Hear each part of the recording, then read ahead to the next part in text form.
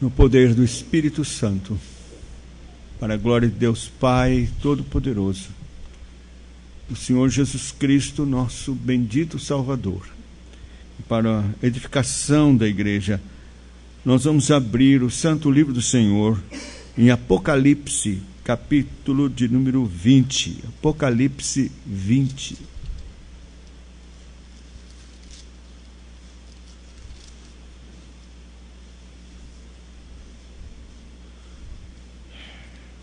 Nós vamos ler os versos de 1 a 6, mas nossa exposição vai ficar até o verso de número 3.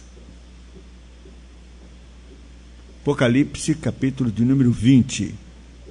Ouçamos com interesse, atenção, temor e tremor, a leitura do Santo Livro de Deus. Então vi descer do céu um anjo, tinha na mão a chave do abismo e uma grande corrente. Ele segurou o dragão, a antiga serpente, que é o diabo, Satanás, e o prendeu por 1000 anos. Lançou-o no abismo, fechou-o e pôs selos sobre ele, para que não mais enganasse as nações até que se completassem os 1000 anos. Depois disso é necessário que ele seja solto pouco tempo. Vi também tronos, e nestes sentaram-se aqueles aos quais foi dada a autoridade de julgar. Vi ainda almas dos decapitados, as almas dos decapitados, por causa do testemunho de Jesus, bem como por causa da palavra de Deus. Tantos quantos não adoraram a besta, nem tampouco a sua imagem, e não receberam a marca na fronte, nas mãos, e viveram e reinaram com Cristo durante 1000 anos. Os restantes dos mortos não reviveram, até que se completassem os 1000 anos. Esta é a primeira ressurreição. Bem-aventurado e santo é aquele que tem parte na primeira ressurreição. Sobre esses, a segunda morte não tem autoridade. Pelo contrário, serão sacerdotes de Deus e de Cristo e reinarão com ele 1000 anos. Vamos orar ao Senhor. Nosso Deus, nosso Pai, humildemente buscamos a Tua face em oração. Somos tão fracos, dignos pecadores, tão limitados no nosso entendimento. Não temos nada de nós mesmos. E sabemos que para compreender essas coisas santas e misteriosas da Tua palavra, Senhor, só mesmo o Teu Espírito Santo nos iluminando e nos revelando. E nós esperamos exatamente que o Senhor faça isso por Tua graça e misericórdia, Senhor, a nós. Queremos orar pedindo por cada irmão que está aqui, que o Senhor quis trazer. Oramos por aqueles que não puderam estar. Especialmente queremos colocar diante do Senhor nossa irmã Trícia, que foi ao atendimento de emergência esta tarde, não estava bem, já está em casa, nós te louvamos por isso, mas rogamos que Tu possas curá-la pelo Teu poder, Senhor. Tem misericórdia, se não contrariar a Tua vontade. Faz, Senhor, a Tua obra tão maravilhosa na vida dela. Senhor, e nós outros todos precisamos de Ti, carecemos que fales ao nosso coração. Surpreende-nos com uma bênção aqui, Senhor, da parte do Teu Espírito Santo, através da Tua palavra tão poderosa, Senhor. Tem compaixão e que o Teu nome seja glorificado, ó Pai, o nome do Senhor Jesus Cristo exaltado. Abre, Senhor, os olhos do nosso entendimento, para que possamos compreender a Tua palavra, Senhor, e isto seja maravilhoso para o nosso coração. Oramos assim, no nome do Senhor Jesus. Amém. Bem, esse é um capítulo complicado, então nós vamos por parte, vamos só pelos primeiros 3 versos. Nós vamos hoje tratar da questão dos 1000 anos e da prisão de Satanás e o que isto significa.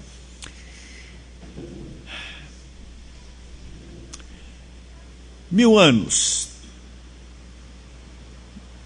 Literal ou simbólico?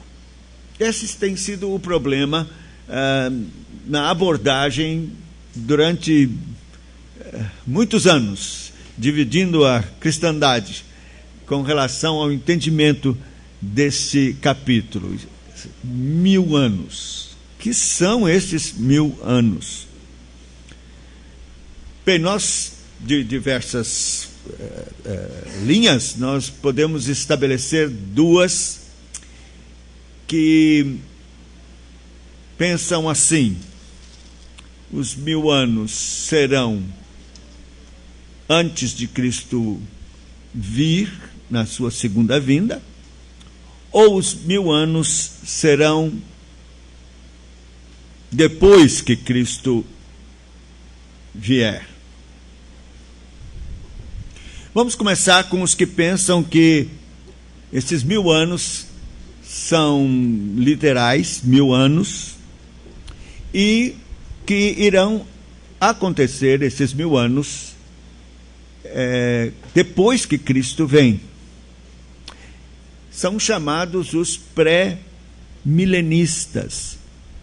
Os pré-milenistas se dividem entre os históricos e os dispensacionalistas. Os pré-milenistas dispensacionalistas são os mais conhecidos e, na verdade, esta é uma doutrina bem popular, foi popularizada através da Bíblia de Scofield, que foi uma Bíblia que circulou, era desta linha dispensacionalista, e muitos livros, como, por exemplo, livros que você já deve ter ouvido, Deixados para Trás, Tim LaHaye, até filmes já fizeram a respeito disso. O que é que eles creem com relação aos 1000 anos? Bom, eles creem que Cristo virá, mas virá de um modo secreto, nas nuvens, escondido, ninguém vai ver, mas nesse momento os crentes, os verdadeiramente crentes, serão arrebatados, vão desaparecer, vão subir. E os crentes nominais e o resto vai ficar. Então estes vão para um determinado lugar no céu, vão experimentar as bodas do Cordeiro durante 7 anos, vão ficar lá. E aqui embaixo, então, os crentes nominais que não estavam vigiando e os demais vão experimentar a chamada grande tribulação. Nesse período vai aparecer o anticristo e será um horror. Mas haverá uma segunda chance de salvação.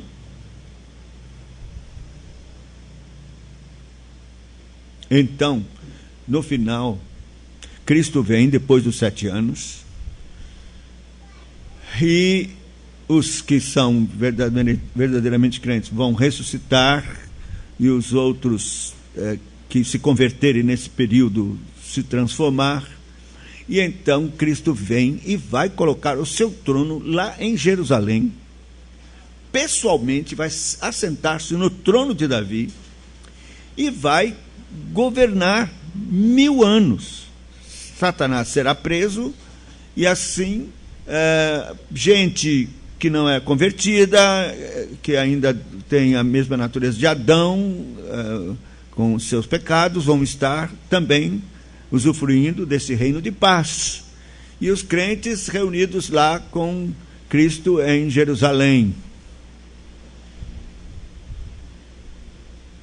As pessoas vão viver bem, viver 100 anos, mais de 100 anos, 200 anos. E no final, então, Satanás será solto, vai enganar, e as pessoas vão serem levadas à guerra final do Armagedon, cercando o arraial dos santos em Jerusalém. Cristo vai vencer, e então aí é que ele vai estabelecer novos céus e nova terra. Esse é a ideia do dispensacionalismo pré-milenista. Aí é que vai haver no final de todas as coisas. Mas veja, o milênio então vai acontecer literalmente, e as pessoas vão viver 1000 anos de paz aqui, mesmo sem se converter, sem nada.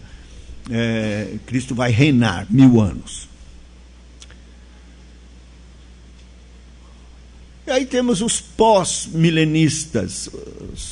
Deixa eu falar do pré-milenismo histórico. É basicamente a mesma coisa. O histórico não tem essa questão desse intervalo de 7 anos. Cristo vem e estabelece o milênio aqui, e não tem nada de 7 anos. Só essa diferença do histórico. O pós-milenista crê, então, que o milênio já está acontecendo e que vai ser uma melhora surpreendente pela pregação do Evangelho. A sociedade vai se transformar e vai melhorar, e vai ser uma época de ouro, de paz maravilhosa. Só no final é que então vai haver uma mudança, e então Cristo vem e tal. Meus irmãos, nenhum destes dois nós cremos que se sustenta pelo ensino da palavra de Deus. A posição que nós sustentamos e que cremos está mais próxima dos nossos símbolos de fé, e que é a posição que os reformados sustentam, é chamada de amilenista. Não é bem própria esta expressão, porque significa não milênio, e não é verdade. Os amilenistas creem no milênio que nós estamos vivendo agora. Nós estamos reinando 1000 anos com Cristo. Este é o milênio. O reino de Cristo chegou. E essa dispensação, desde que Cristo foi assunto aos céus até o dia em que ele retornar, que é o último dia, nós estamos reinando com Cristo. Cristo está reinando, o reino dele chegou, está entre nós. Nós somos súditos de um rei, o Senhor Jesus Cristo. De modo que o milênio é simbólico. Não é 1, 2, 3, 4, 5, 999 e 1000. Não. É um tempo que significa essa dispensação, desde que Cristo foi assunto aos céus, assentou-se no trono, foi coroado e começou a reinar. Satanás foi aprisionado e agora o Evangelho está sendo pregado. Vamos então examinar desse ponto de vista esse capítulo 20, pelo menos esses 3 versículos. E você vai ver por outros textos das Escrituras que procede o que nós estamos aqui propondo.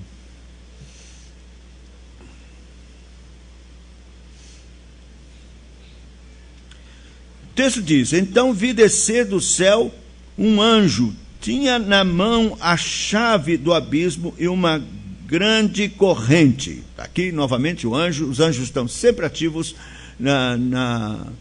no propósito de Deus. E esse anjo vem com 2 coisas. Ele vem com uma corrente e uma chave. Bom, seguindo, porque o resto do livro é simbólico. Não é possível que nós vamos agora mudar no último capítulo. Você veja que é uma corrente que vai prender um espírito, porque Satanás é um espírito. Então, que corrente é essa, né, que vai prender um espírito? Tem que ser simbólico, né? E a chave também é simbólica, porque a corrente vai prender Satanás. Não é a corrente, é Deus, o Senhor, que vai prender Satanás e vai lançá-lo, né, no abismo, e vai trancá-lo. A chave é para isso, né? A chave do abismo e uma grande corrente. Ele segurou o dragão, a antiga serpente, que é o diabo, Satanás, e o prendeu por 1000 anos. Muito bem, uma coisa importantíssima é retomarmos a linha que nós estamos seguindo de interpretação do Apocalipse. Você se lembra?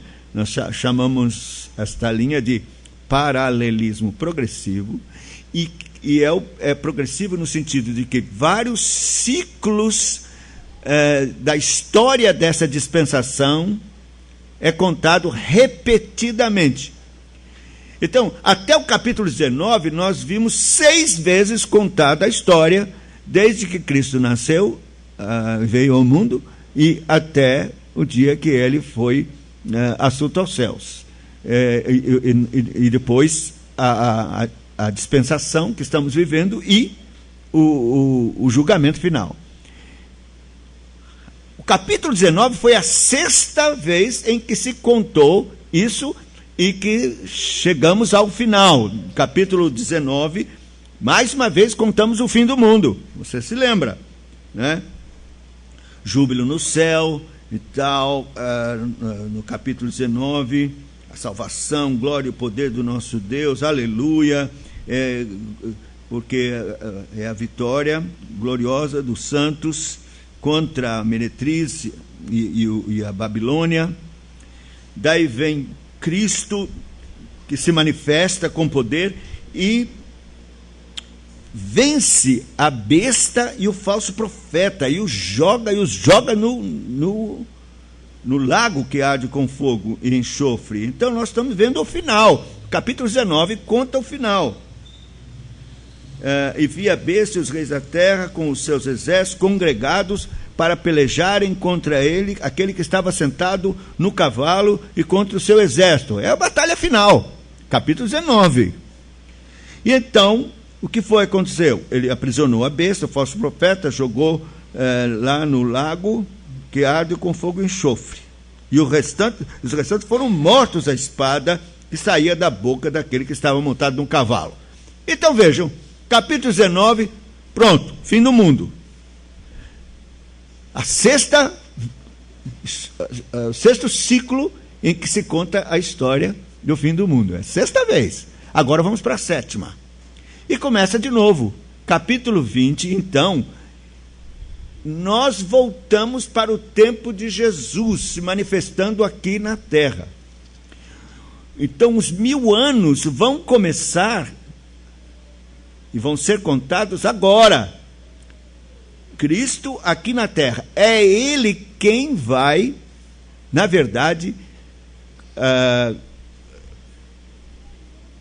prender a Satanás, vencê-lo, para então inaugurar 1000 anos de uma obra missionária gloriosa, quando Satanás estará preso sob o domínio do Senhor e não poderá mais enganar as nações e não poderá impedir de forma alguma que o evangelho progrida. Veja, a expressão que está aqui, verso 3, lançou no abismo, fechou e pôs sobre ele selo, para que não mais enganasse as nações até se completarem os 1000 anos. Essa expressão é chave. Você precisa prestar atenção nessa expressão aqui, que ela é que vai ser a chave para você compreender o capítulo 20 e esses 1000 anos. Vou repetir. Esta é a expressão chave. Pôs sobre ele, lançou no abismo, fechou, pôs selo sobre ele. Agora presta atenção. Para que não mais enganasse as nações até se completarem os 1000 anos. Não enganasse mais as nações. Você tem que pensar o seguinte: há um plano de Deus, um plano soberano do Senhor.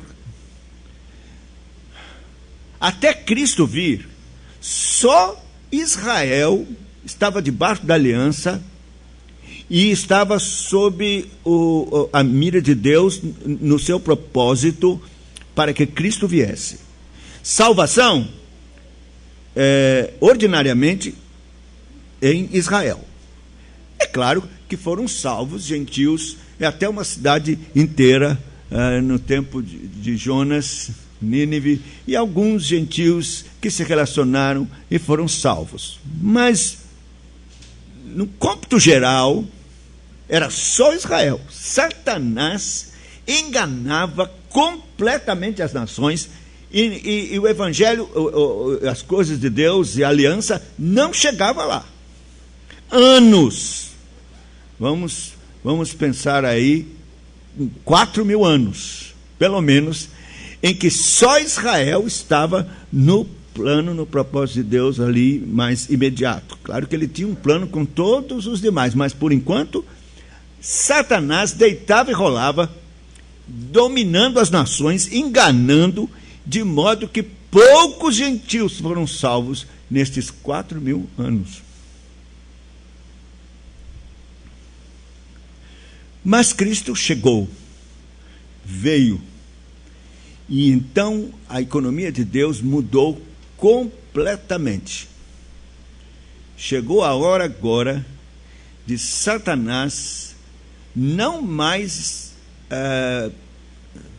enganar as nações. E é bom lembrar que ele tinha acesso à presença de Deus, e além do mais, era acusador dos santos, ousado. Mas Deus permitiu tudo isso, mas num tempo limitado, porque chegou a hora. Cristo veio, e veio para mudar isto, e destituir Satanás e prendê-lo. É claro que a prisão de Satanás diz respeito a que agora o seu trabalho é restrito, e é verdade que ele continua a agir, ele tenta, ele está como um leão buscando ocasião de nos rugir, rugindo ocasião de nos tragar, nos devorar.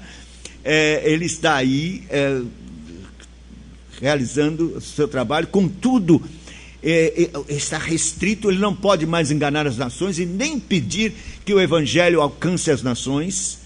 Ele está na corrente. Deus, o Senhor solta, o Senhor Jesus solta ou restringe. Então, todo o trabalho o deletério que ele fizer será feito sob a permissão do Senhor. É o caso como Jó, lembra? Deus vão matar os filhos dele todos. E Deus diz: tá bom, mas não faça isso, não toque na sua vida e tal. Quer dizer, é assim, Satanás continua a agir, mas agora ele está muito mais limitado na sua ação, especialmente com relação à obra missionária. Olha, o capítulo 20 é um capítulo missionário, e que fala do projeto e do propósito de Deus de alcançar as nações com o evangelho do Senhor Jesus Cristo. E a primeira providência para que isso não seja impedido e nem sofra qualquer solução de continuidade é a prisão de Satanás. É bom lembrar isso. Então vamos pensar, nós estamos no capítulo 20 e vamos ver quando é que acontece esse aprisionamento de Satanás. Quero que você abra comigo então a palavra de Deus. Nós vamos ver uns textos que vão matar a questão. Vamos começar com Lucas, capítulo 10, versículos 17 e 18. Lucas, capítulo de número 10,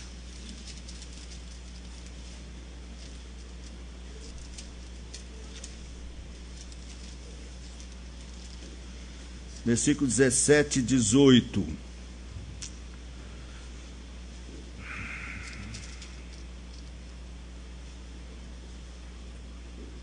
Então, regressaram os 70. O Senhor mandou que eles fossem 2 a 2. E eles voltaram. Regressaram os 70, possuídos de alegria, dizendo: Senhor, os próprios demônios se nos submetem pelo teu nome. Mas ele lhes disse: Eu vi a Satanás caindo do céu como um relâmpago. Eis aí vos dei autoridade para pisar de serpentes e escorpiões, e sobre todo o poder do inimigo, e nada absolutamente vos causará dano. Não obstante, alegrai-vos, não porque os espíritos se vos submetem, e sim porque o vosso nome está arrolado nos céus. Veja, a gente sempre enfatiza o fato de que os discípulos não deviam estar tão alegrinhos por subjugar os demônios, mas que se o nome está no livro da vida. Esse é o foco nesse texto. Mas, pense bem, Jesus está dizendo, via Satanás caindo. Ele vai cair como um raio. Ele vai ser expulso dos céus, ele vai cair e vai ser preso. Por isso vocês têm autoridade sobre os demônios. Vocês vão pisar os demônios, como está aqui, serpentes e escorpiões, e sobre todo o poder do inimigo. Então, Satanás vai cair, vai ser expulso, vai ser aprisionado, e os crentes têm agora toda a autoridade no nome do Senhor Jesus sobre eles, sobre os demônios. O Senhor o venceu, e eles vão realizar a sua obra de pregação do Evangelho com toda ousadia, no poder do Espírito Santo, sem temer o inimigo, na verdade, com todo trunfo e triunfo sobre ele. Meus irmãos, isto é precioso. Às vezes nós somos intimidados. Muitos crentes têm medo de pregar o Evangelho e ficam, sabe, a pessoa, se encontra uma pessoa endemoniada, ou se encontra, o que eu vou fazer e tal. Você deve saber que o Senhor deu autoridade, poder. Você não precisa fazer, eu te expulso, não, simplesmente você vai orando, pregue a palavra de Deus. Se houver qualquer manifestação maligna, ore em nome do Senhor Jesus, suplicando que o Senhor Deus liberte esta pessoa e que esse espírito seja repreendido. Esteja confiante, porque ele foi expulso, ele caiu como um raio, ele foi aprisionado no abismo. E você recebeu autoridade no Espírito Santo para sair e pregar o Evangelho nos 1000 anos que o Senhor nos deu e está dando até agora. É uma mensagem de ânimo para a igreja, de encorajamento, para que ela creia nisto, que de fato já se efetivou. Esse cair quando Cristo foi assunto aos céus, em que ele assumiu o trono, então que ele recebeu a coroa, e o Senhor deu toda a autoridade a ele, ele disse, todo o poder me foi dado nos céus e na terra. É nessa hora que Satanás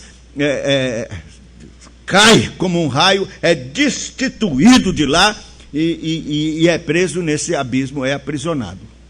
É nesse momento,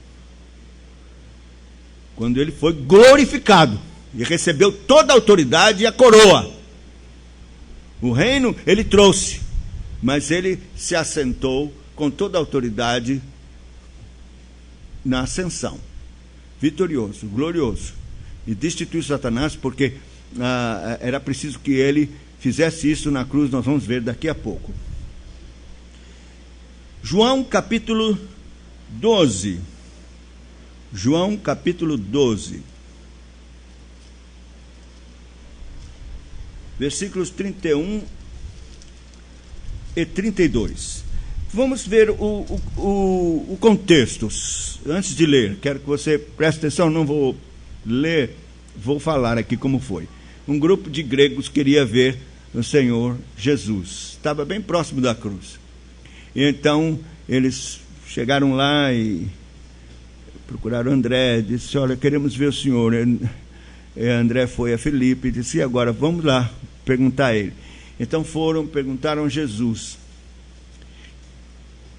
Tem um grupo de gregos que quer ver o Senhor. A palavra, a resposta do Senhor Jesus foi intrigante. Jesus fala da sua morte. Ele disse, não, chegou a hora em que o Filho do Homem tem que morrer. é como o trigo colocado em terra. Se não morrer, fica só. Mas se morrer, produz muito fruto. É claro que o Senhor Jesus estava sabendo muito bem que aquele grupo de gregos queria livrá-lo da morte. Souberam que as autoridades queriam matá-lo, e então foram fazer uma proposta a ele de levá-lo para a Grécia, pagar tudo, livrar a vida dele. Ele disse: não, se o grão de trigo caindo em terra não morrer, fica ele só, mas se morrer, produz muito fruto. E ele começa daí a falar a respeito do seu sofrimento. Ele disse: está angustiada a minha alma, verso 27, e que direi eu? Pai, salva-me desta hora? Não, precisamente para esse propósito eu vim a esta hora. Pai, glorifica o teu nome. Então veio uma voz, é o verso 28, veio uma voz do céu: eu já o glorifiquei e ainda o glorificarei.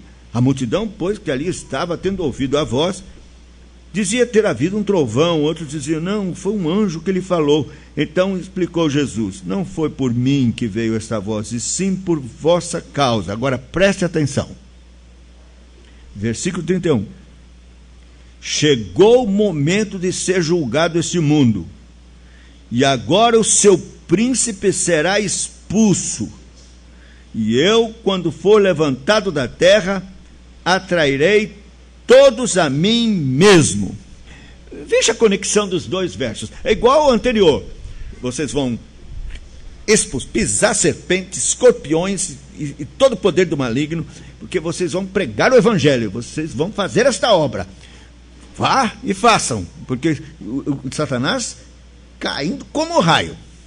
Agora a mesma coisa, chegou o momento de ser julgado esse mundo, o seu príncipe será expulso, e eu, quando for levantado da terra, trairei todos a mim. Ora, ele está falando da sua crucificação, mas também ele está falando da proclamação dele como crucificado. É pela pregação de Cristo crucificado que os eleitos são atraídos de todas as nações. Esse todos aqui é de todas as nações.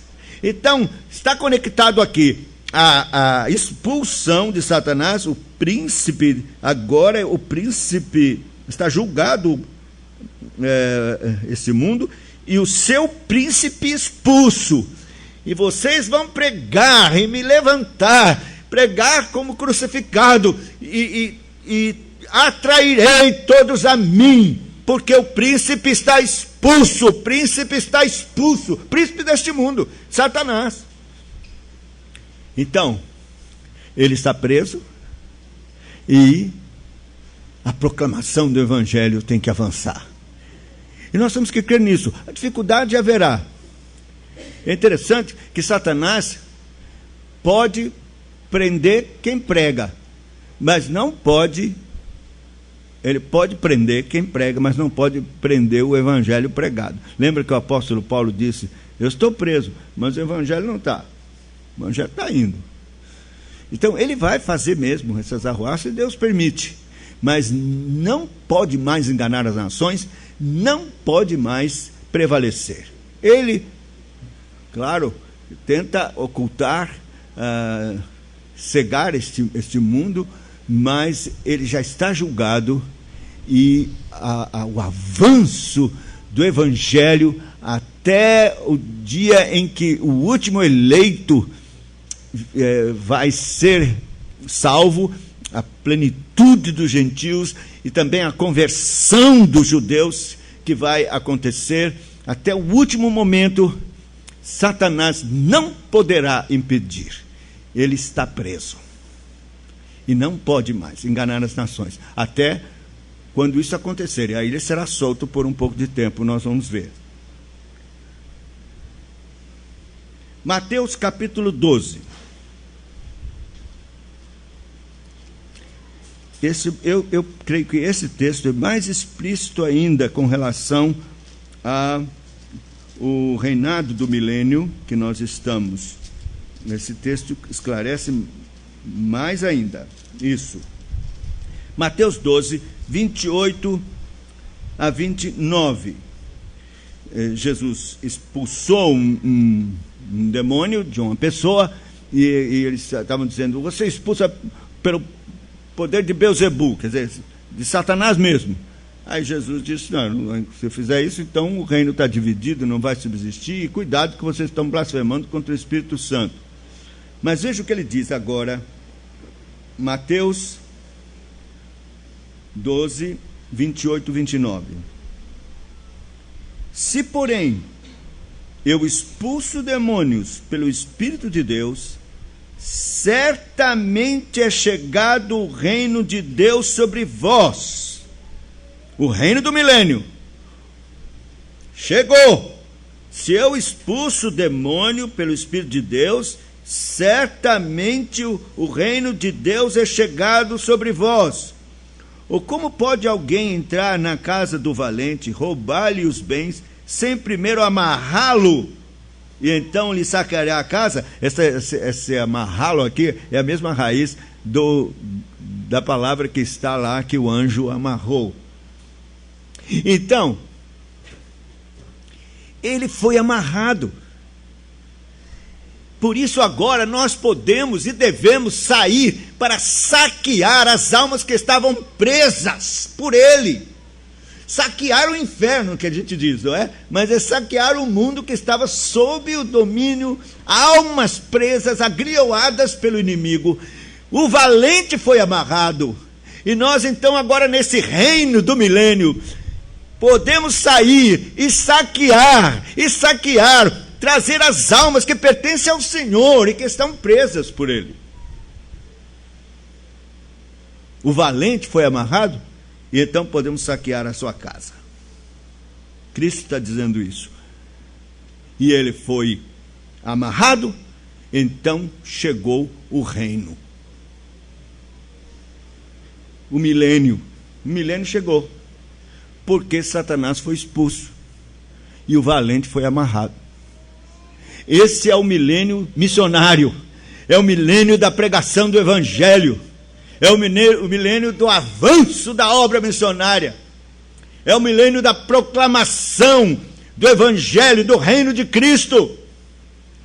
E a igreja precisa compreender isso. Esta é a nossa hora, é a hora da colheita, e temos que nos levantar e com ânimo redobrado no poder do Espírito Santo, aproveitar esse tempo e sair em nome do Senhor, na autoridade dele, para saquear a casa, porque o valente está amarrado, e conquistar almas para Cristo. Devemos fazer isso, meus irmãos, porque essa é a hora. É para isso mesmo que ele foi amarrado lá. Mateus capítulo 28, verso 18 a 20.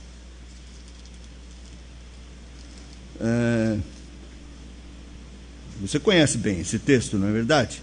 É o texto da grande comissão. Jesus, aproximando-se, falou-lhes, dizendo: toda autoridade me foi dada no céu e na terra. Ide, portanto, fazei discípulos de todas as nações, batizando-os em nome do Pai, do Filho e do Espírito Santo, ensinando-os a guardar todas as coisas que vos tenho ordenado. E eis que estou convosco todos os dias até a consumação dos séculos. Veja, o poder não está mais nas mãos de Satanás, de jeito nenhum. O poder está nas mãos de Jesus Cristo, nosso Salvador e Senhor. Todo poder me foi dado nos céus e na terra, sou eu quem mando. E veja, ele diz: estar ao seu lado, eis que estou convosco. Quer dizer, em você e ao seu lado. Então, você deve ter ousadia. Quando você tiver para falar com alguém, você fica com medo e tal. Ele está ao seu lado, ele está lhe mandando. Fala, eu estou aqui, com todo o poder e toda a autoridade que é minha. Você está na minha autoridade. Pode falar. Se for eleito, vai virá. E então, nós temos esse ânimo, porque Satanás não está mais com a autoridade. A autoridade agora está com o Senhor Jesus. É claro que a autoridade sempre foi de Deus e de Cristo. Eu estou falando em termos operacionais, vamos dizer assim, como mediador, né? Ele agora é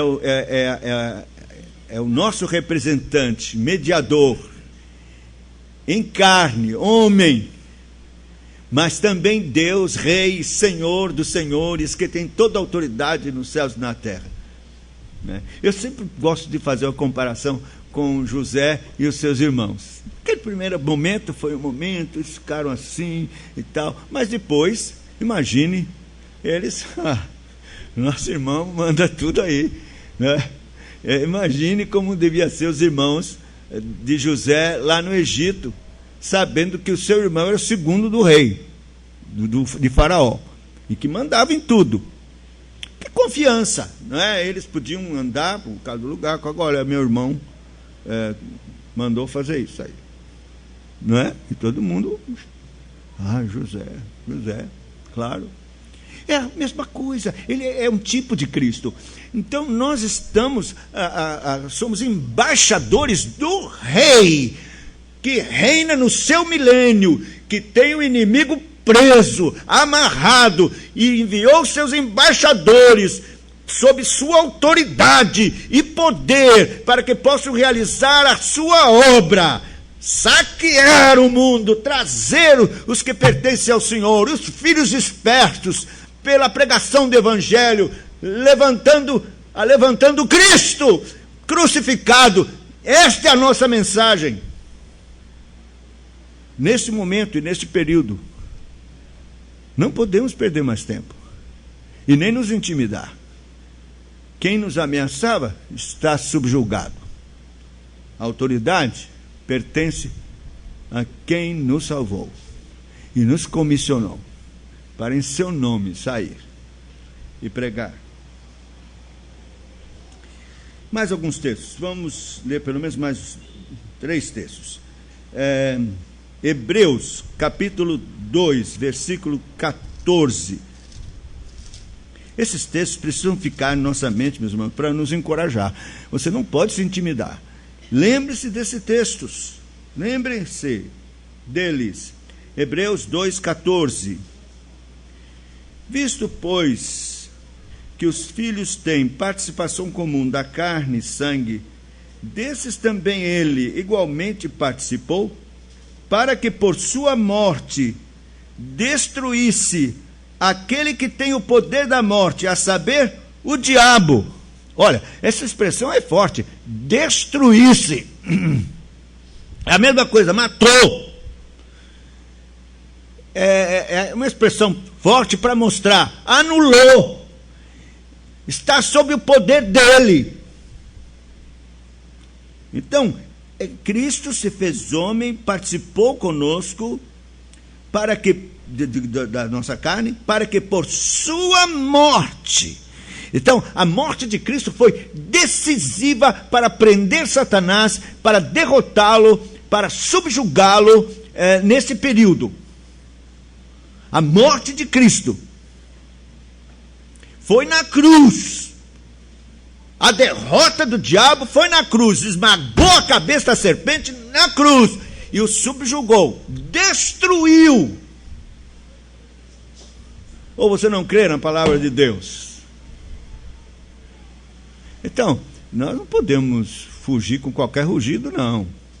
Na verdade, a palavra de Deus manda resistir-lhe firme na fé, e ele fugirá. Quem tem que botar o rabo entre as pernas e fugir é o diabo, e não é por mim, não, eu sou um pecador. Mas é porque Cristo destruiu. Cristo que está em mim e que está em você. Ele fugirá. Se você crê na cruz, se você crê na obra de Cristo, no seu poder, se você crê que a palavra de Deus diz que ele destruiu, então ele vai fugir. Então, esses textos falam exatamente desta obra de Cristo no começo dos 1000 anos.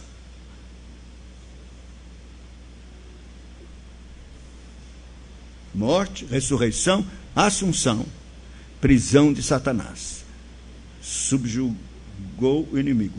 o texto de Colossenses, mais efetivamente ainda, Colossenses capítulo 2, 13, 14 e 15. Colossenses, capítulo 2, 13, 14 e 15. E a vós outros, que estáveis mortos pelas vossas transgressões e pela incircuncisão da vossa carne, vos deu vida juntamente com ele, perdoando todos os nossos delitos, tendo cancelado o escrito de dívida que era contra nós, e que constava de ordenanças, o qual nos era prejudicial, removeu inteiramente, encravando na cruz. É interessante que muita gente pensa que é um papel que ele pegou e cravou lá na cruz. Não, era ele o papel. Ele tomou para si as ordenanças. Ele cumpriu todas as ordenanças por nós e encravou esse escrito de dívida, de ordenanças que era prejudicial a nós, porque jamais conseguimos cumprir. Encravou na cruz, nele mesmo. Agora veja. E despojando os principados e as potestades, isso aqui é Satanás e todos os demônios dele, todos, não sobrou nenhum. Ele despojou os principados, as potestades, publicamente os expôs ao desprezo, triunfando deles na cruz. Essa expressão aqui é que o Império Romano tinha esse costume, vencia um exército e aí despojava, tirava tudo, deixava as pessoas seminuas, despojava e expunha ao desprezo, quer dizer, entrava triunfalmente e eles amarrados, seminus, sem mais nada, era recebido triunfalmente na cidade.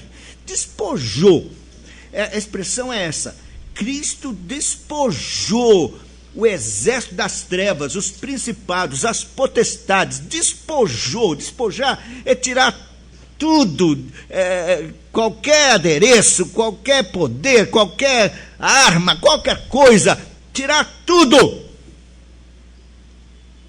Triunfou sobre eles na cruz, expondo ao desprezo, a vergonha. A vergonha. Muitos crentes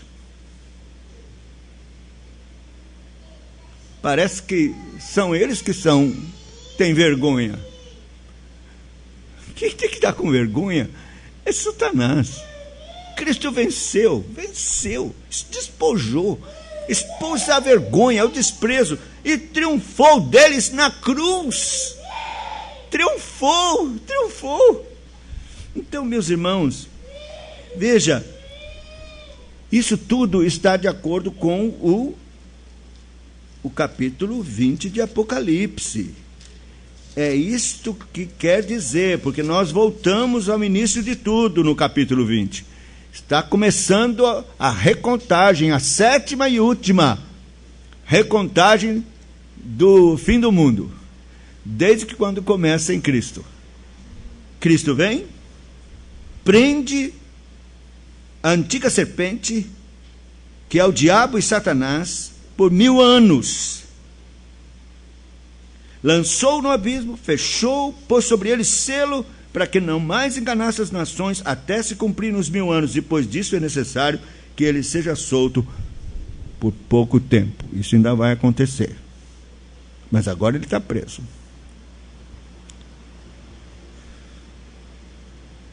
E nada impede do povo de Deus, da igreja do Senhor Jesus Cristo, continuar sua obra de missão, missões, evangelização, pregar o evangelho. Em quanto tempo? Daqui a pouco vai terminar. Daqui a pouco ele será solto e vai voltar a enganar as nações. Porque também está chegando o número daqueles que pertencem ao Senhor. mas nós não podemos negligenciar. Pelo contrário, devíamos acelerar ainda mais, porque Pedro diz que quando fazemos isso, apressamos a vinda do Senhor. Então, esse é um capítulo de ânimo para missões. Começa assim, para nos animar. Nós estamos nos 1000 anos. Desde que Cristo foi assunto aos céus, o reino já chegou. Está entre nós. Somos súditos dele. Ele é o nosso rei. Ele reina nesses 1000 anos. E o que é maravilhoso é que ele nos entregou uma tarefa. Aprisionou Satanás para não enganar as nações. Derramou do seu Espírito Santo para que, cheios dele, possamos ser testemunhas e pregar com intrepidez a sua palavra e levantá-lo. Quando for levantado da terra, todos atrairei a mim. Pregar Cristo, Cristo crucificado. É isso que atrai. Infelizmente, os homens estão querendo arranjar outras coisas para atrair pessoas. E a igreja está sucumbindo atrás disso, procurando artefatos, artifícios e técnicas e coisas para atrair pecadores a Cristo. Está errado. É levantar Cristo e apresentá-lo crucificado, ressuscitado. E ele vai atrair. Ele vai atrair todos a ele. Meus irmãos, esta é a mensagem deste texto. Eu queria terminar com o Salmo 72, que quem sabe seria bom cantarmos, porque nós temos esse salmo. E ele fala exatamente da vitória do rei, o nosso rei. E fala exatamente da obra, do desafio de proclamá-lo entre as nações. Eu vou ler e nós vamos cantar e encerramos. Salmo de Salomão. Concede ao rei, ó Deus, os teus juízos e a tua justiça ao filho do rei. Julgue ele com justiça. Lembre que esse rei é Cristo. Julgue ele com justiça o teu povo e os teus aflitos com equidade. Os montes trarão paz ao povo, também as colinas atrarão com justiça. Julgue ele os aflitos do povo, salve os filhos dos necessitados e esmague o opressor. Ele permanecerá enquanto existir o sol, enquanto durar a lua, através das gerações. Seja ele como chuva que desce sobre a campina ceifada, como aguaceiro que rega uma terra. Floresça em seus dias o justo, haja abundância de paz, até que cesse de haver lua. Domine ele de mar a mar, e desde o rio até os confins da terra. Curvem-se diante dele os habitantes do deserto. Os seus inimigos lambam o pó. Paguem-lhe tributos os reis de Tarsis e das ilhas, os reis de Sabá e de Sebá, lhe ofereçam presentes. E todos os reis se prostrem perante ele, todas as nações o sirvam. É pela evangelização. Porque ele acode ao necessitado que clama, e também ao aflito e ao desvalido. Ele tem piedade do fraco e do necessitado, salva a alma dos indigentes, redime a sua alma da opressão e da violência. E precioso lhe é o sangue deles. Viverá e se lhe dará do ouro de Sabá. Continuamente se fará por ele oração, e o bendirão todos os dias. Haja na terra abundância de cereais, que ondulem até os cimos dos montes, seja a sua messe como o Líbano, e das cidades floresçam os habitantes como a erva da terra. Subsista para sempre o seu nome, prospere enquanto resplandecer o sol, nele sejam abençoados todos os homens, e as nações lhe chamem bem-aventurado. Bendito seja o Senhor Deus, o Deus de Israel, que só ele opera prodígios. Bendito para sempre o seu glorioso nome, e da sua glória se encha toda a terra. Amém, amém. Findam-se as orações de Davi, filho de Jessé. Veja, meus irmãos, não foi isso que o Senhor disse? Pede-me e te darei as nações por herança. Então é hora agora, no seu reinado glorioso, que a igreja deve, nesses 1000 anos de reinado de Cristo, de Satanás subjugado, aproveitar para divulgar e falar das proezas deste Rei maravilhoso, nosso Salvador. Salmo 72, vamos cantá-lo e então vamos orar.